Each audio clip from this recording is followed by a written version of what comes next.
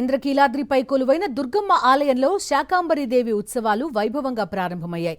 తొలి రోజు రకరకాల కూరగాయలు, ఆకుకూరలతో ఆలయాన్ని అలంకరించారు. చిన్న రాజగోపురం నుంచి మహామండపం వద్ద ఉన్న రాజగోపురం వరకు కూరగాయలతో ఆలయాన్ని తీర్చిదిద్దారు. మహామండపం వద్ద పార్వతీ పరమేశ్వరుల అలంకరణ ఎంతగానో ఆకట్టుకుంది. అంతరాలయం, ఆలయం వెలుపల రకరకాల కూరగాయలతో చేసిన అలంకరణను వీక్షిస్తూ అమ్మవారిని దర్శించుకున్న భక్తులు తన్మయత్వానికి లోనయ్యారు.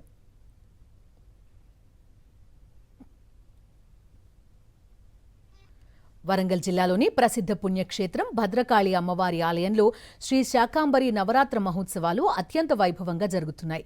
ఈ వేడుకలు నేటితో 13వ రోజుకు చేరుకున్నాయి. అమ్మవారి నామస్మరణతో ఆలయ ప్రాంగణం మార్మోగింది.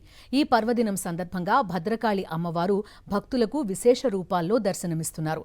నేటి ఉదయం అమ్మవారిని మాత్రాక్రమం రూపంలో పూజలు అందుకోగా సాయంత్రం వేళ సర్వమంగళాక్రమ శోభితంగా అలంకృతులై భక్తులకు దివ్య దర్శనం ఇవ్వనున్నారు. ఇవాళ అమ్మవారిని దర్శించుకోవడం వల్ల కష్టాలు తొలగి సర్వశుభాలు, నిండైన ఆయురారోగ్యాలు చేకూరుతాయని భక్తులు విశ్వసిస్తారు. మరిన్ని అప్డేట్స్ కోసం ఛానల్ ను సబ్స్క్రైబ్ చేయండి. నోటిఫికేషన్స్ కోసం బెల్ ఐకాన్ పై క్లిక్ చేయండి.